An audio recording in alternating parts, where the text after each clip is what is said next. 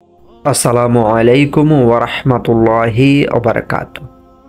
অনেক সময় আল্লাহ দোয়াকারীর বৃহত্তর স্বার্থে দোয়া দেরিতে কবুল করেন।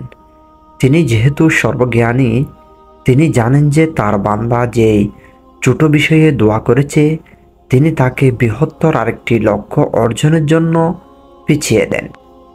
হতে পারে বান্দা তখন দোয়া নাও করতে পারে, কিংবা বৃহত্তর সেই স্বার্থের কথা চিন্তা করতে পারছে না, অথবা পরকালের বৃহত্তর বিপদে রক্ষা করা ও মুক্তির জন্য তার ওই দোয়াকে দুনিয়ার জন্য কবুল করা হয়নি। এর বিনিময়ে পরকালে তাকে উত্তম বিনিময় দেওয়া হবে। এই সকল কারণে আল্লাহ কোনো কোনো সময় দোয়া দেরিতে কবুল করেন। তাই দোয়াকারীর নিরাশ হতাশ হওয়া চলবে না। আবার তাড়াহুড়া করলেও দোয়া দেরিতে কবুল হয়। হযরত ফুদালা ইবনে উবাইদ রাদিয়াল্লাহু তাআলা আনহু বর্ণনা করেছেন, নবী করিম সাল্লাল্লাহু আলাইহি ওয়াসাল্লাম এক ব্যক্তিকে নামাজে দোয়ারত অবস্থায় দেখলেন যে সে আল্লাহর প্রশংসা ও নবীজির উপর দুরূদ পড়েনি। তখন তিনি বললেন, সে তাড়াহুড়া করেছে। তারপর তিনি তাকে কাছে ডাকেন এবং তাকে কিংবা অন্য কাউকে বলেন, তোমাদের কেউ নামাজ পড়ে দোয়া করে সে যেন আল্লাহর প্রশংসা করে ও গুণগান গায়, নবীর উপর দুরূদ পড়ে এবং তারপর যা ইচ্ছা তা যেন দোয়া করে। উক্ত হাদিস থেকে বোঝা গেল যে তাড়াহুড়া করে দোয়া করলে যেন তা দ্রুত কবুল হয় না। আবার আল্লাহর প্রশংসা ও নবীর প্রতি দুরূদ না পড়লেও দোয়া দ্রুত কবুল হয় না।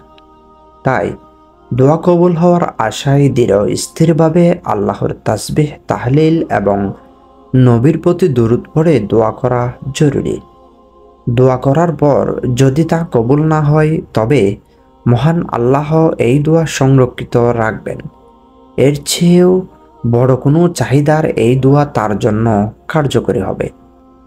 ফেরেশতারা 7 ব্যক্তির জন্য সবসময় দোয়া করতে থাকে, যারা নিয়মিত বিশেষ কিছু আমল করে থাকেন, যে আমলগুলোর কথা নবীজি সাল্লাল্লাহু আলাইহি ওয়াসাল্লাম হাদিসে পাকে সুস্পষ্টভাবে ঘোষণা দিয়েছেন। তো কি সেই আমলগুলো, আর এই 7 ব্যক্তি বা কারা?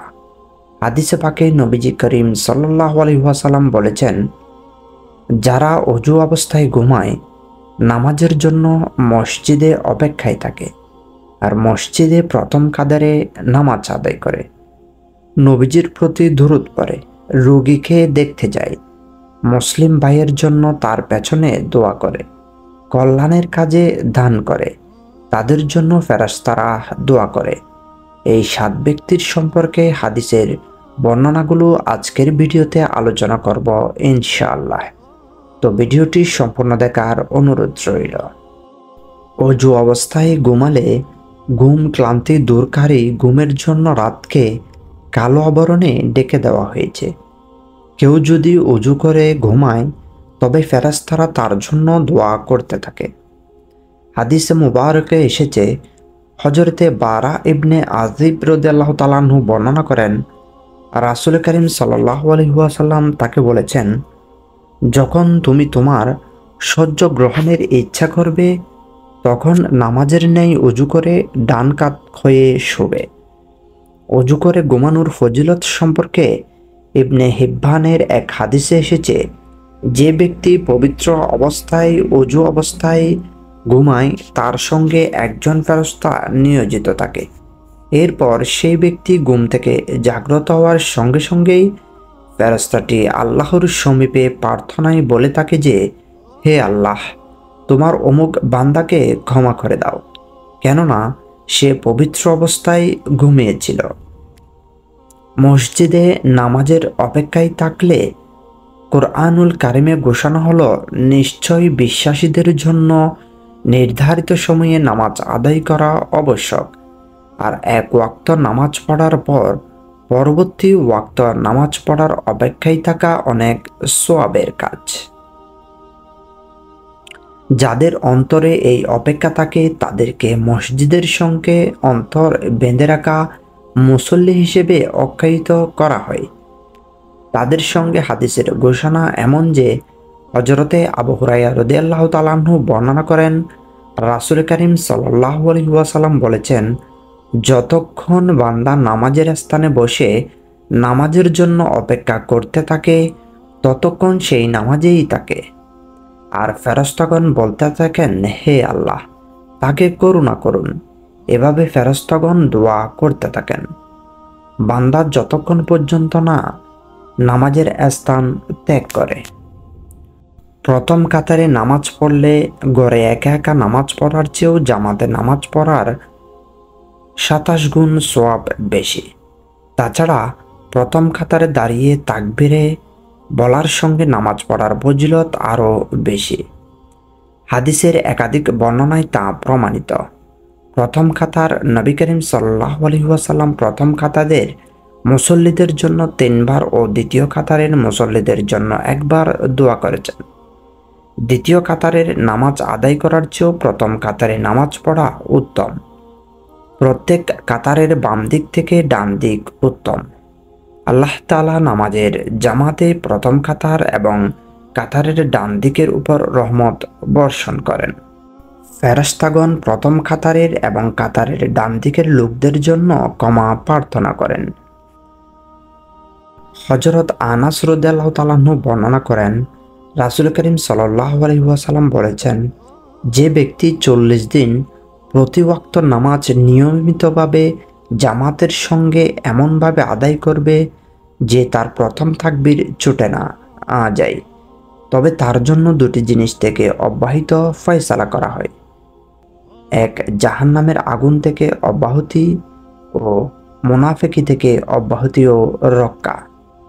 সুতরাং কোনো ব্যক্তি যখন ইখলাসের সঙ্গে প্রথম কাতারের তাকবীরে বলার সঙ্গে সঙ্গে নিয়মিত নামাজ আদায় করে, তবে তার জন্য যেমন ফেরেশতারা ক্ষমা প্রার্থনা করতে থাকে, আবার তাকে জাহান্নামের আগুন থেকে অব্যাহতি দেওয়া এবং মুনাফিকের মতো মারাত্মক ফিতনা থেকে হেফাজত করা হয়।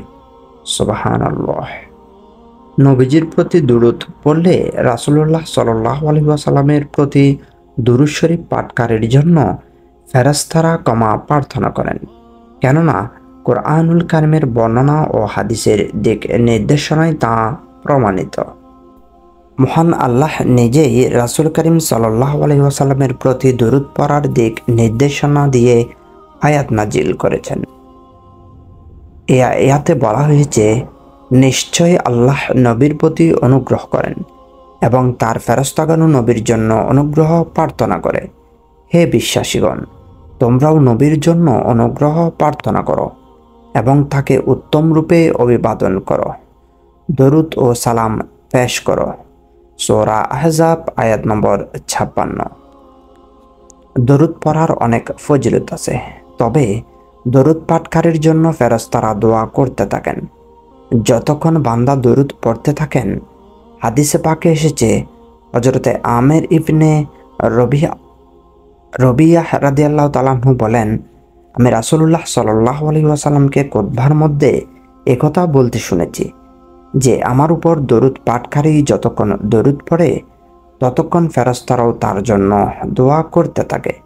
সুতরাং বান্দার ইচ্ছা সেই দরুদ বেশি পড়বে না কম। এছাড়াও দরুদে রয়েছে অনেক ফজিলত। রাসূল করিম সাল্লাল্লাহু আলাইহি ওয়াসাল্লাম ইরশাদ করেছেন, যে ব্যক্তি আমার উপর দরুদ পাঠ করবে তার জন্য আমার সুপারিশ অবধারিত হয়ে যাবে। রাসূলুল্লাহ সাল্লাল্লাহু আলাইহি ওয়াসাল্লাম বলেছেন, কিয়ামতের দিন ওই ব্যক্তি আমার সবচেয়ে নিকটবর্তী হবে যে আমার উপর সবচেয়ে বেশি দরুদ পাঠ করেছে। রাসূলুল্লাহ সাল্লাল্লাহু আলাইহি ওয়াসাল্লাম বলেছেন, যে আমার উপর একবার দরুদ পড়বে আল্লাহ তার উপর 10টি রহমত নাজিল করবেন, তার 10টি গুনাহ ক্ষমা করা হবে এবং 10টি রহমতের দরজা খুলে দেওয়া হবে। সুবহানাল্লাহ। রাসূলুল্লাহ সাল্লাল্লাহু আলাইহি ওয়াসাল্লাম বলেছেন, যে মুসলমানের দান করার সামর্থ্য নেই সে যেন দোয়ায় বলে, আল্লাহুম্মা সাল্লি আলা মুহাম্মাদিন আবদিকা ওয়া রাসূলিকা ওয়া সাল্লি আলাল মুমিনিনা ওয়াল মুমিনাত ওয়াল মুসলিমিনা ওয়াল মুসলিমাত। এটা তার জন্য যাকাত সদকা হিসেবে গণ্য হবে। রোগীকে দেখতে গেলে অসুস্থ ব্যক্তির সেবা যত্ন করা সুন্নাত, যারা বিশ্বনবী সাল্লাল্লাহু আলাইহি ওয়াসাল্লামের অনুসরণে অসুস্থ ব্যক্তিদের দেখতে যায় তার জন্য ফেরেশতারা দোয়া করতে থাকেন। হাদিসে এসেছে, হযরত আলী রাদিয়াল্লাহু তাআলা আনহু বলেন, আমি রাসূলুল্লাহ সাল্লাল্লাহু আলাইহি ওয়াসাল্লামকে বলতে শুনেছি যে যে ব্যক্তি সকালে কোনো মুসলমান রোগীকে দেখতে যায় 70,000 ফেরেশতা সন্ধ্যা পর্যন্ত তার জন্য নেক দোয়া করতে থাকেন। আর যে ব্যক্তি সন্ধ্যায় কোনো মুসলমান রোগীকে দেখতে যায় পরদিন সকাল পর্যন্ত নেক দোয়া করতে থাকেন, আর ওই ব্যক্তিকে জান্নাতের একটি বাগান দান করা হয়। অন্য এক হাদিসে এসেছে, রাসূলুল্লাহ সাল্লাল্লাহু আলাইহি ওয়াসাল্লাম বলেছেন, যখন তুমি কোনো রোগীর কাছে যাবে কিংবা মরণমুখ ব্যক্তির কাছে যাবে তখন তার সঙ্গে মঙ্গলজনক কথাবার্তা বলবে, কেননা তুমি যা বলো ফেরেশতাগণও তার ওই ভালো কথার উপর আমিন আমিন বলতে থাকেন।